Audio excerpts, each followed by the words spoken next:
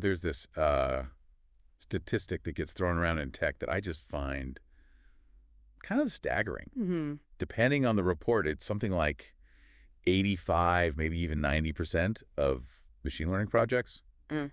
they just never see the light of day. They die in a lab somewhere. Right. The infamous proof of concept graveyard. It is a very, very crowded place. Yeah, exactly. And when you actually look into why they failed, it's, I mean, it's almost never because the math was wrong. Oh, almost never. It's not like they picked the wrong loss function. The textbook stuff, that usually works just fine. Which brings us to our deep dive today. We're looking at designing machine learning systems by Chip Huyen.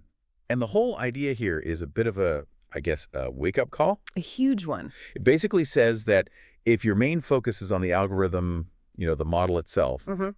you're missing the entire point. Yeah, Chip Huyen has this diagram in the book that I think just says it all. It's this huge circle labeled the system. Mhm. Inside, you've got infrastructure, data, pipelines, monitoring, all this stuff. The mod? It's a tiny little box in the corner labeled ML code. Yeah. It's what, maybe 5% of the whole picture? It really looks like you're comparing the engine of a car to, I don't know, the entire car plus the highway system and all the gas stations. It's that dramatic. That is a perfect analogy.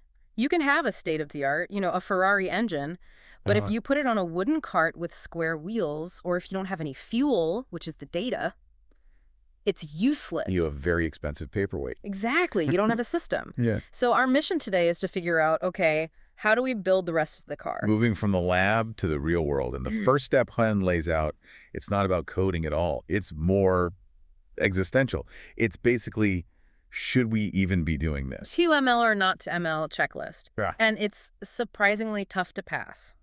It all starts with a very specific definition, and I think it's worth breaking down because every single word here matters. Mm-hmm. The text defines ML as an approach to 1, learn, 2, complex, 3, patterns, from 4, existing data to make 5, predictions, on 6, unseen data. And if you fail on any one of those 6 points, you probably don't need ML. You need a spreadsheet or a simple rule or, just a calculator. Okay, let's take one of those. Complex patterns. The book uses this great Airbnb example. If I'm Airbnb and I just want to sort my listings by state, do I need a neural network for that? Please, no, don't do that. We have zip codes for that. We have maps. It's a lookup table. It's 100% accurate. It's instant. And it costs basically nothing to run. But what about predicting the price of a rental? That's a different story. Totally different, because now you're talking about the neighborhood, the season. Is there a concert in town? How good are the photos? It's a messy, complex pattern. You can't just write an if-then statement for it. Exactly. The rules all interact in ways a human can't really code by hand. That's where ML is so powerful. It finds those messy relationships for you. But the pattern has to exist in the first place, right? Yeah. The book mentions trying to predict a fair die roll. Right. You can't do it. There's no pattern there. It's just random. But what's interesting is sometimes the pattern is there, but your system can't see it. The text uses the stock market as an example. Ah, yes. Everyone's first project idea. I'm going to build a bot that beats Wall Street. Sure, and there are patterns in stock prices. But if your data is only historical price charts, and then suddenly the price of Bitcoin tanks because Elon Musk sent a tweet. Your model is completely blind to that. Completely. The pattern is real, but your system doesn't have the right data to see the cause. You're basically trying to predict the weather by only looking at a clock. This gets into the unseen data part of the definition, which feels like the biggest trap of all.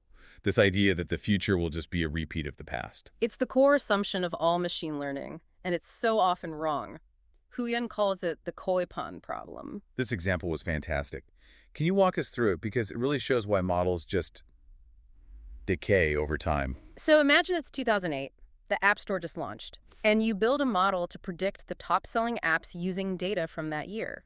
Okay. In 2008, the #1 paid app was Koi Pond. You literally just poked a screen and little digital fish would swim around. I remember that. I think I paid 99 cents for it. So A classic. it was revolutionary at the time. But if you take that model, trained on 2008 data, and try to predict the app market in, say, 2024, It's completely useless. it's garbage. The user behavior, the hardware, the whole ecosystem has changed. The patterns have shifted. And if your system doesn't account for that constant change, your model starts to rot the second you deploy it. And the book gives a few other red flags, right? Yeah. Reasons to just say no to ML. The one that jumped out was high stakes. Yeah, if being wrong once is catastrophic. I like the safety switch for nuclear reactor. Exactly. You don't want ML controlling that. ML is probabilistic. It's never 100% certain. If 99% accuracy means a 1% chance of a meltdown, you use a simple, hard-coded rule. You don't roll the dice. All right, so let's say we pass the test. The problem is complex, the data is there, the stakes are okay. Now we have to actually build it.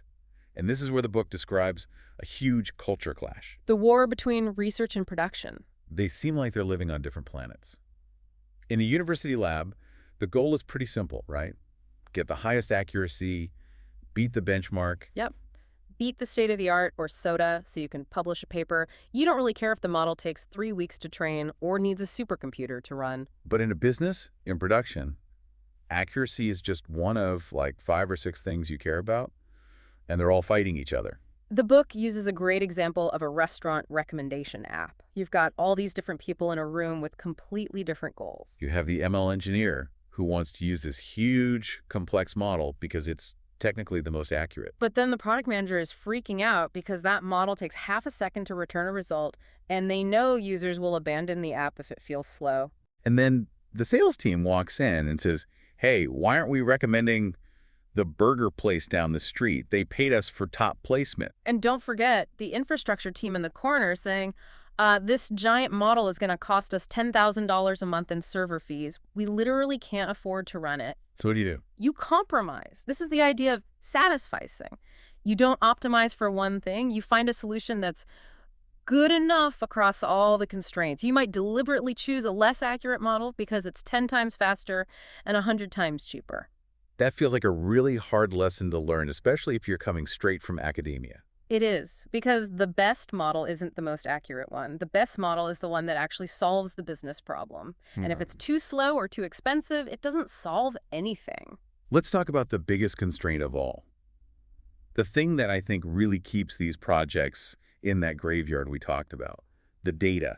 Oh, the data nightmare. There's a graph in the book from Andrej Karpathy, who used to be the head of AI at Tesla. And it shows what he lost sleep over in his PhD versus at Tesla. And it's a total flip.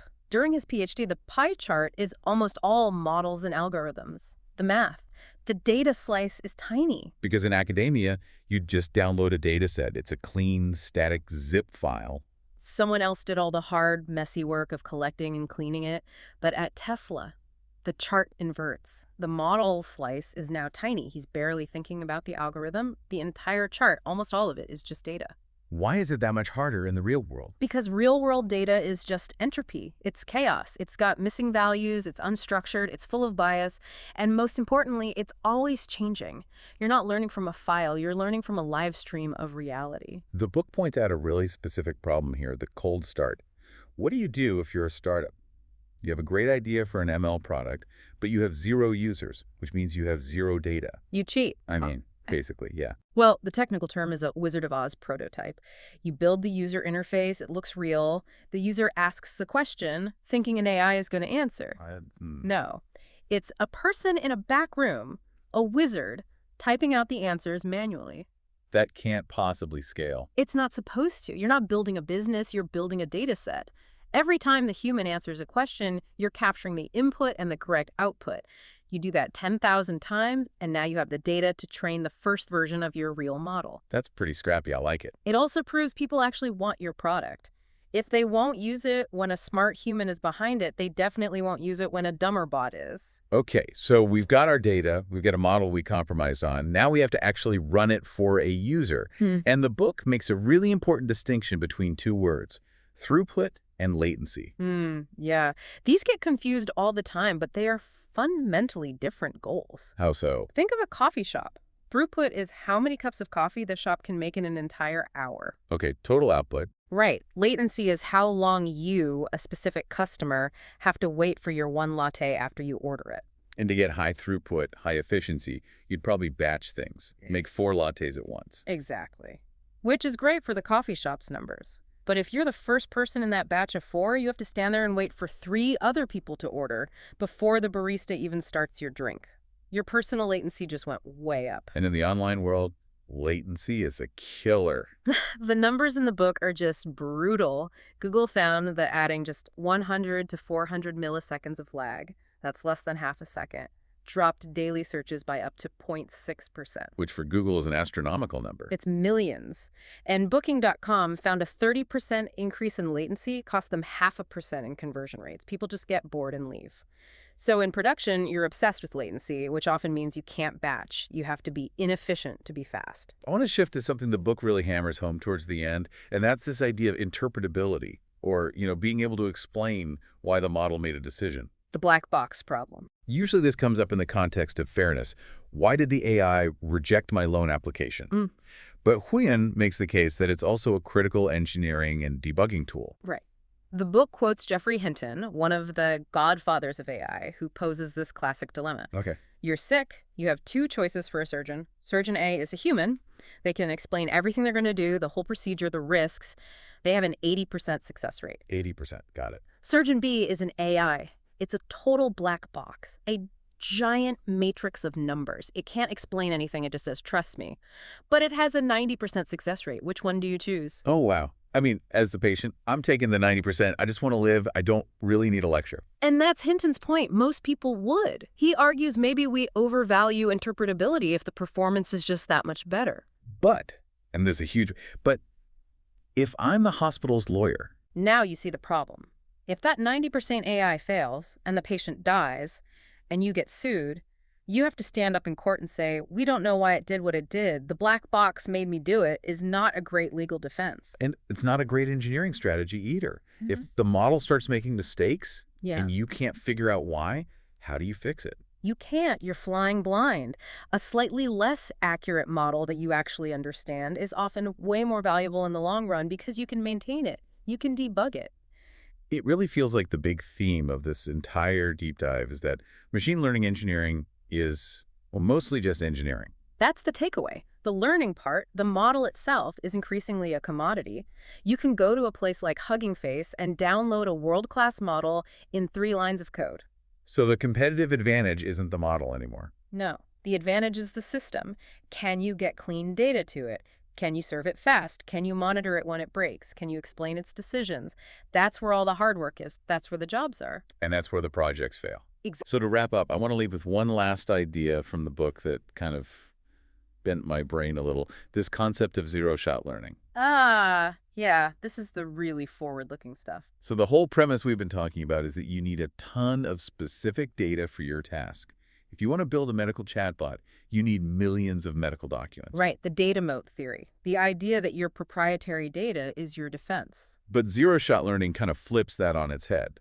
It suggests that these new giant foundation models have read so much of the internet that they can perform tasks they were never explicitly trained on. Right, you don't give it a single medical example. But because it's read everything from WebMD to medical journals, it just already understands medicine. It can do the job on day one with 0 specific examples, 0 shots. So if that's true, what happens to that data moat? It evaporates. If any startup can tap into a foundation model and get 95% of your performance on day one with no proprietary data, the game completely changes. Which brings us right back to where we started. If the model is a commodity, and maybe even the data is becoming less of a unique advantage, then the only thing you have left to compete on is the system, the execution, the infrastructure, the user experience, the design. So Chip Huyen's argument becomes even stronger. The engineering is everything. It is a fascinating and maybe a little terrifying time to be building this stuff. Terrifying's a good word. Well, that's designing machine learning systems.